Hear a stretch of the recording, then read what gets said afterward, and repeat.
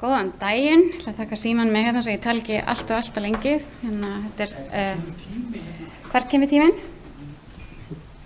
Já, þetta í kveiki. Já, flott, enn betra. Ég hef heitist Heiða Björg Hilmarsdóttir og formaður velferðarráðs Reykjavíkurborgar, borgarfulltrúi og hérna hef alveg brennandi áhuga á samfélaginu og því að samfélagið okkar sé sannarlega fyrir alla.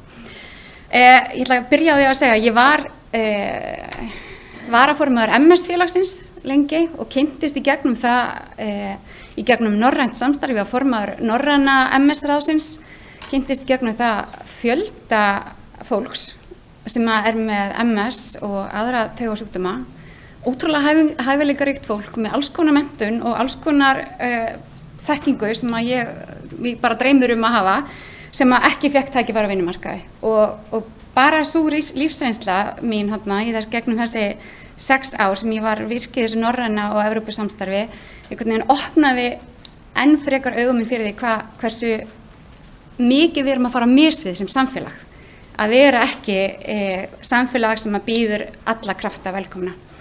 Auðvitað veit maður þetta og ég held að bara fá að þakka upp í fyrir að halda þessa ráðstefnu til þess að vekja athygli á þessu mikilvæga máli, ekki síst af því í dag mannréttindadagur Reykjavíkurborgar sem við erum að halda hátíðlega, byrjuðum í morgun og munum veita verðlaun á eftir þeim Reykvíking sem hefur skarað fram úr í mannréttindabaráttu, mörgum góðum að velja.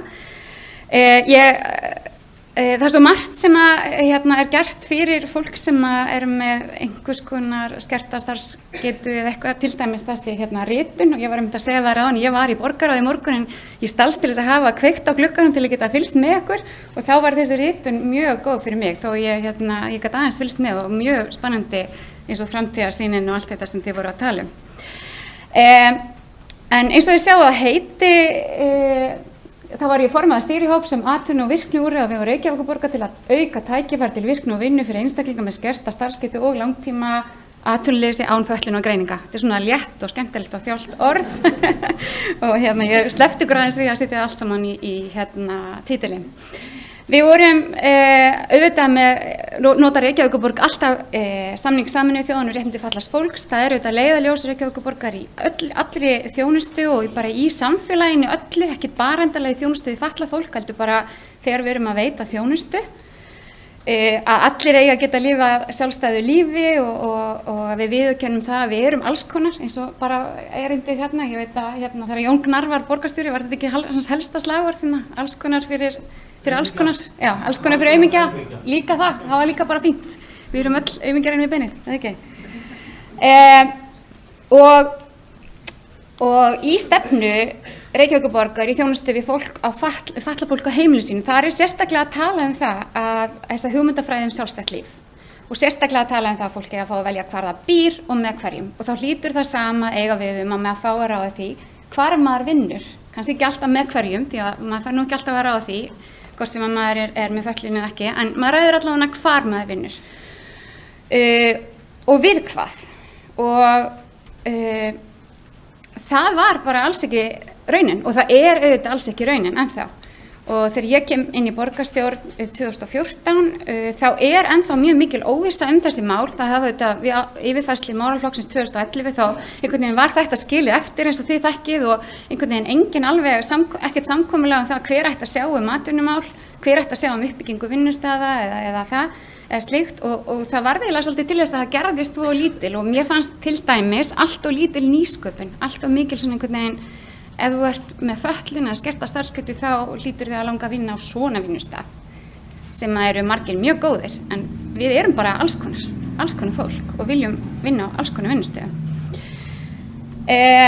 Þannig að við fengum, borgarstjóri skipaði stýrihóp sem að vann í mjög þéttu samstarfi við hagsmunasamtök fatlaðra og við fólk með bæði starfsfólk okkar sem með einhvers konar fatlanir eða skerta starfsgetu við lítum okkur, ég sé að það eru í salnum fjölmargir sem við áttum í samstarfi og ég bara takk okkur enn og aftur fyrir úr þessu kom svona draugastefnu og aðgerðaáætlun sem ég fæ tækifæri til þess að kynna fyrir ykkur hér í dag en markmið var auðvitað bara að auka tækifæri fyrir fólk og þið heyrðu tölurnar hjá hann í Vinnumálastofnun áðan, það auðvitað stór hluti af þeim sem eru á höfuðborgarsvæðinu eru Reykvíkingar og það auðvitað algjörlega ófært að séu svona margir Reykvíkingar sem að bíða eftir því að fá tækifæri á vinnumarkaði.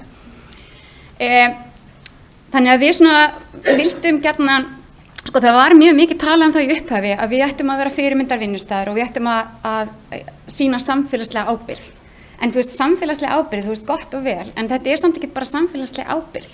Þetta líka bara það að þetta hagur Reykjavíkurborgar. Þú veist, það ekki endilega, þetta ekki greiði við samfélagi sem við erum að gera, heldur bara hagur Reykjavíkurborgar að hafa fjölbreytt starfsfólk, bæði fjölbreyttan uppruna, kyn og þekkingu og hæfileika og reynslu. Fyrstu hugmyndir okkar, pólitíkusina, voru einmitt að setja einhvers konar markmið, að það ætti að vera markmið að það væri 5% allra starfsmanna á hverjum vinnustað væru með einhvers konar skerðingar.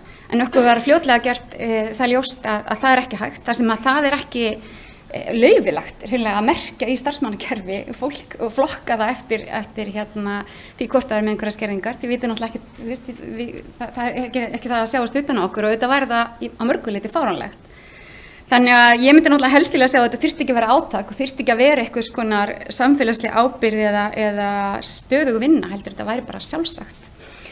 En það er það ekki og það er auðvitað vinnan okkar sem er framundan. Við ákváðum fyrst að skipta þessu upp í þessa 3 flokka, sem sagt fólk sem er með fulla starfsefni en fær vegna fordóma ekki vinnu, sem að tala bara hreint út. Fólk sem að bara getur unnið fulla vinnu en bara fær ekki tækifæri til þess.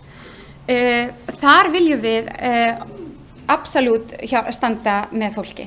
Síðan er fólk sem hefur takmarkaða starfsefni að einhverju leyti þarf kannski bara smá hæfingu, þarf smá þjálfun, þarf smá námskeið eins og hún kom inn á áðan. Og síðan er hópurinn sem hefur þá mjög takmarkaða starfsefni sem er þá þessi sem hafa farið á hæfingastöðvarnar. En þið sjáu örvarnar á milli, við viljum gjarnan sjá þetta, þú getur farið þarna á milli, þú ferð á tímabilum. Og við gerum það sjálf, nú mikið talað um kulnun í samfélaginu, við sem erum ekki fötluð, við erum samt að fara á tímabilum þarna á milli, sum okkar að fara í veikindaleyfi í stuttan tíma og komum svo aftur sterkinn á vinnumarkað. Og það sama auðvitað verið í boði fyrir fólk með fatlanir eða skerta starfsgetu. Við setjum það rautt og blátt þetta sem er svona algjörlega ábyrgð Reykjavíkurborgar, því það er á ábyrgð Reykjavíkurborgar að byggja upp starfsstaði og tækifæri fyrir fólk sem þarf hæfingatengda vinnustaði og það sem kallaðir verndaðir vinnustaðir. Ég veit að þetta er kannski ekki orð sem ykkur geðast mjög vel að, en þetta er notað í lögunum og þá notum við það svo allir viti hvað við erum að tala um. Þannig að við unnum út frá þessum skilgreiningum okkar 8 tillögur sem voru samþykktar í borgarráði 14. maí í fyrra og eru allar komnar á einhvern hátt í framkvæmd og ég ætlaði svona rétt að fá að renna það í gegnum þá tillögurnar með ykkur og svona hvað hefur gerst og hvað er framundan. Fyrst byrjum við á þessu fólki með fulla starfshæfni. Það eru þetta bara alveg ótrúlegt og nú bara veit ég að þið þekki þetta mikið betur en ég en það þarf í rauninni að auglýsa það frekar að fólk sem er með fulla starfshæfni en er með einhverja fötlun á rétt á starfi umfram ófatlaða mannesku ef hún er jafnhæf. Þetta höfum við óskað eftir að sé sett inn í auglýsingar Reykjavíkurborgar þannig að fólki sé gert það ljóst. Bara rétt eins og konur sem sækjum vinnu þar sem að kallar í meirihluta og þá eiga það rétt á vinnunum umfram kallinn út frá kynferði. Þetta þekki allir. Og öfugt.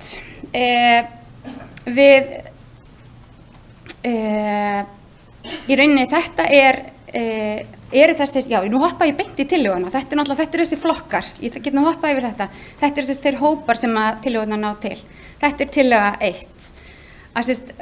Við ákváðum að við myndum lista upp, það yrði aðgengilegt í Reykjavíkurborg, allir stuðningsaðilar á markaði sem að geta komið að þessu máli með okkur, að það eru til gátlisti fyrir stjórnendur í Reykjavíkurborg til þess að nota við ráðningu á fólki sem þarf mögulega einhverja aðlögun á vinnustað eða einhverja, þetta getur verið sér tölva eða nýr stóll eða hvað veit ég, en það er ekki ábyrgð einstaklingi sem er ráðin inn að sjá slíkt. Við vorum líka með að útbúa leiðbeiningar fyrir starfsstöðu og stuðning og fræðslu, því að stundum eru fordómarnir bara hjá okkur hinum sem erum á vinnustaðnum og þá kemur einhver inn sem aðeins öðruvísi, sem eitthvað sem þarf að vinna með og vonandi verður ekki til framtíðar. Síðan fannst okkur líka mikilvægt að setja hérna inn af því að í allir umfjöllun Reykjavíkurborgar, svo að fólk með fötlun eða með einhverjar bara finni sig í myndefni frá Reykjavíkurborg. Að sé ekki bara myndir af hvítu, grönnu, miðaldra fólki, að við séum alls konar og það sjáist líka í myndefninu og það er hérna búið að vera að vinna í því. Og síðan hérna þessi endurskoðun texta. Þannig að þetta var allt saman svona, og við þetta stöldruðum við reyndar dálítið lengi og þarna vorum við í miklu svona debatt við stjórnendur Reykjavíkurborgar. Og þetta á að vera tilbúið á þessu ári, það er búið að vinna stóran hluta af þessu og þetta var samþykkt til framkvæmda í fyrra. Varðandi mannauðinn, sem sagt, þarna erum við annars verið að tala hóp sem þarf stuðningi upphafi starfs og hinn sem að þarf stuðning aðeins lengur inn í starfið sitt. Og þarna erum við reyna að tala það, við viljum vinna til dæmis eins og við Vinnumálastofnun í það að búa til fjölbreytt störf þar sem að fólk fær tækifæri líka til þess að þjálfa sína hæfni og sín og þess að við séum þessi ábyrgi aðili á vinnumarkaði. Við erum þetta stærsti vinnustaður landsins, þannig að við getum þetta ekki, auðvitað getum við þetta, þannig ég ætla ekki svona að ræða það. Og þarna var að tala það að við myndum finna lærimeistara, við köllum lærimeistara, mentora, til þess að fylgja starfsmönnum með skerta starfsgetu inn í starf. Við munum skoða þá hvort að hægt að umbuna þeim, til dæmis með einhvers konar hæfnisflokkum í launakerfinu eða eitthvað slíkt.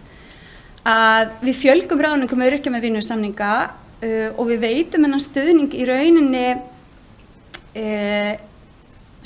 bæði til einstaklingsins en líka inn á starfsstæðin, af því að það er reynslan okkar að það þarf. Sumum bara í byrjun, sumum aðeins lengur, sumum bara lengi. Og það var ákveðið að ráða IPS-ráðgjafa sem að hjálpa okkur við þetta og líka við það að finna hentug störf fyrir viðkomandi einstaklinga. Þegar einstaklingur kemur til okkur og sækir vinnu að við getum fundið hentug starf fyrir hann, ekki endilega að við séum með störf og leitum að fólki í þau.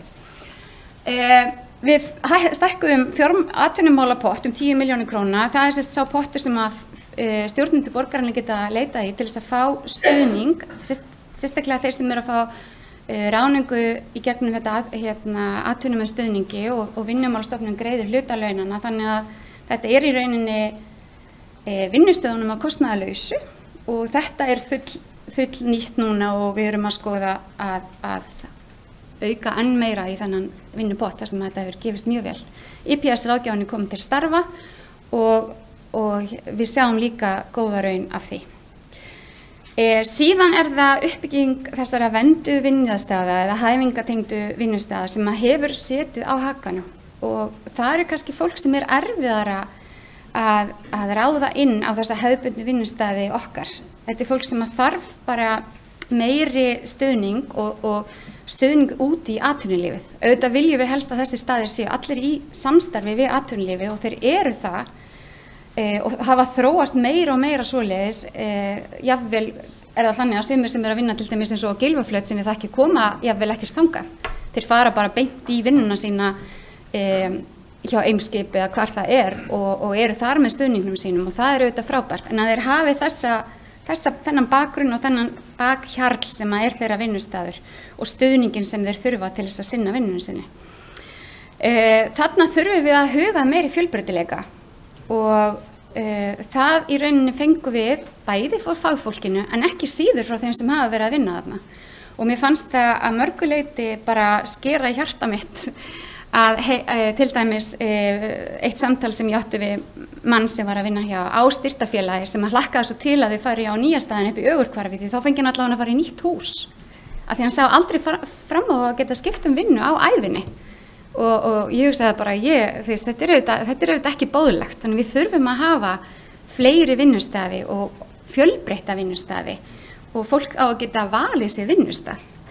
Núna eru þetta mjög mikið, út af þessari takmörkun á vinnustöðum, eru þetta mjög mikið hlutastörf. Fólk fær hlutastarf og jafnvel ekki tækifæri til þess að vinna jafn mikið og það óskar eftir því það svolítið vera svona að deila störfunum á milli fólks sem líka alveg ófært. Þannig að þarna höfum við ákveðið að við viljum fjölga svona vinnustöðum sem að borgin stendur að með einhverjum hætti 5 fyrir 2020. Mjög metnaðarfullt, ég vona okkur takist þetta, en við ætlum ekki endilega að gera þetta sjálf, af því til þess að þetta séu fjölbreyttir vinnustæðar þá langar okkur að mitt að sækja eftir því á markaði hvort að ekki eru þar einhverju aðilar sem hafa frábærar hugmyndir og ég veit þeir eru.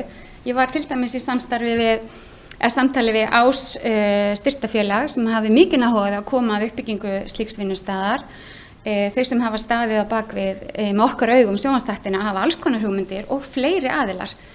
Þannig að okkur langar að í rauninni auglýsa og vonast til þess að geta gert það fljótlega, auglýsa eftir samstarfsstaðlum eða aðilum á markaði sem langar að byggja upp svona vinnustaði og við myndum fara í það samtal. Hvernig getum við stutt við? Er það húsnæði, starfsfólk, peningur eða eitthvað slíkt?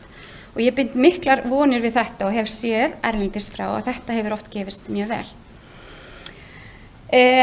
Við sáum líka að það fólk sem með ennþá flóknari þjónustuþarfir sem ekki endilega hefur verið að finna sér stað í þessum svona hefðbundnu hæfingatengdu vinnustöðum og sáum þar smíðaverkstæðið Smíkó sem að tókst vel og var þróað áfram af Eldmóð í Kópavogi og við ákvaðum að við vildum fá þannig vinnustað í Reykjavík fyrir okkar fólk.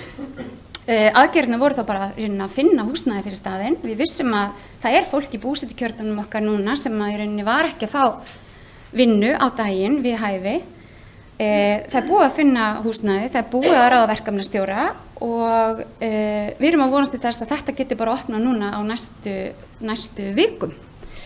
Og þá fá þessir aðilar sem að þarna ekki hafa haft atvinnu, gott tækifæri og vinnustað til þess að vinna því sem að þeir vilja. Því ég veit að ef þið þekkið ekki þetta og ég veit að þau eru með Facebook síðu og heimasíðu og alls konar á Smíkó og þetta ótrúlega magnað starf. Vinnustaður fyrir einstaklinga með skerta starfsgetu, þetta tilraunaverkefni til 1 árs sem okkur langar að prófa. Þetta hefur verið gert bæði í Danmörku og Svíþjóð með góðum árangri að þá sem sagt fólk getur sótt að vinna á svona stað eða að fengi þá ráðleggingu ef þú ert óviss hvaða áhuga þú hefur því langar að fara á almennan vinnumarkað en þú ert svona kannski óviss hvar þú myndir vilja vinna, þá eru þarna tækifæri til þess að prófa mismunandi störf. Ég hef séð þetta reyndar í bæði skiptin á hjúkrunarheimili, bæði í Danmörku og Svíþjóð, en þar gat fólk einhversir unnið í eins konar liðveislu við eldra fólki, það gat unnið í mötuneyti, á kaffistofum, í þvottahúsi, við ræstingar, við húsvörslu, þannig að það eru margvísleg störf og þarna var hægt að sjá svona mismunandi hæfileika. Fólk fann áhuga sitt, þjálfaðist í starfi og þroskaðist og gat síðan sótt vinnu út á almennu vinnumarkaði með þá reynslu í farteskinu. Þarna erum við að skoða líka hvort að við getum nýtt þessar félagslegu liðveislu sem við erum almennt ekki að veita inn á vinnustaði í þessu tilfelli á meðan á þessu tilraunaverkefni stendur og við erum að leita að í rauninni hentugri staðsetningu og þarna verður líklega einn af vinnustöðum Reykjavíkurborgar fyrir valinu. Síðan dagdvöl fyrir aldrað fatlað fólk og þetta nú eitt af því sem að ég hef nefnt meðal annars við formann upp í sem að mér finnst bara ótrúlega dapurlegt að fólk sem að eldist, sem með fatlanir og í hæfingatengdri vinnu á vegum Reykjavíkurborgar fær ekki dagþjónustu á vegum ríkisins eins og aðrir aldraðir íbúar Reykjavíkurborgar. Það ekki boðið fyrir þá því þeir eru með fatlun. Þannig að þeir eru í rauninni áfram inn á vinnustað meðan að aðrir íbúar ófatlaðir íbúar Reykjavíkurborgar fá dagþjónustu sem á vegum ríkisins.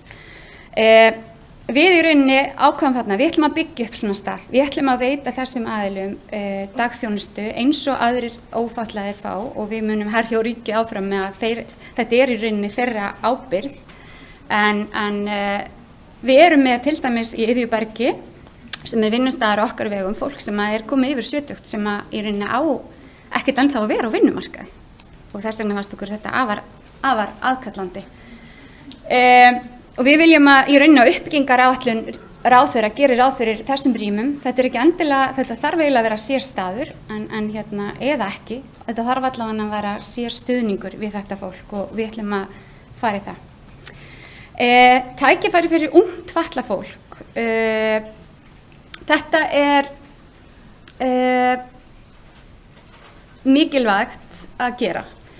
Þetta kannski eina ástæðan fyrir því að við fengum þennan starfshóp svona rækilega í gegn. Það var alltaf svolítið eins og á hverju vori væri það kæma Reykjavíkurborg pínlítið óvart að fólk væri að útskrifast úr framhaldsskóla. Og þá erum við að tala börnin sem að koma til okkar í leikskóla og grunnskóla og frístund og og í framhaldsskóla og þetta var eiginlega pínu skrítið. Þannig að þarna í rauninni náðum við því inn að það búið að gera framtíðar bara greiningu á því hvað við getum búist við að þarna verði mörg börn sem útskrifast, börn segi ég, því ég á eitt sem 21 árs, þá sé ég þetta allt sem börn, þetta auðvitað ungt fólk, hversu mikið af ungu fólki muni þarna útskrifast og það verði búið að undirbúa það.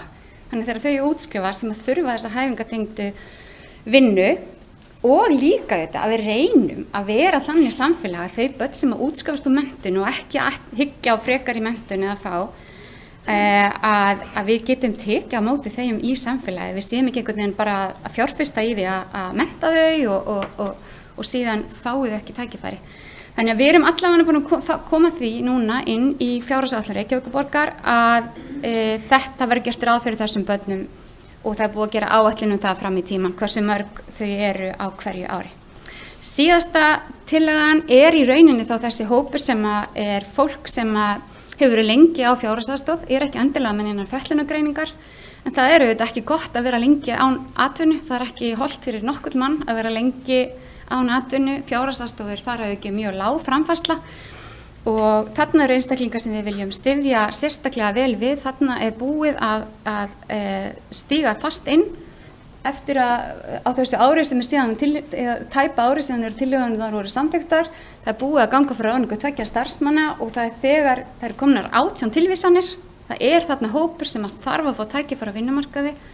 Við ætlum að í rauninni að veita það án þess að skerða og reyna að styðja þau og þjálfa til þess að komast inn á vinnumarkaðin aftur og þarna kannski fólk sem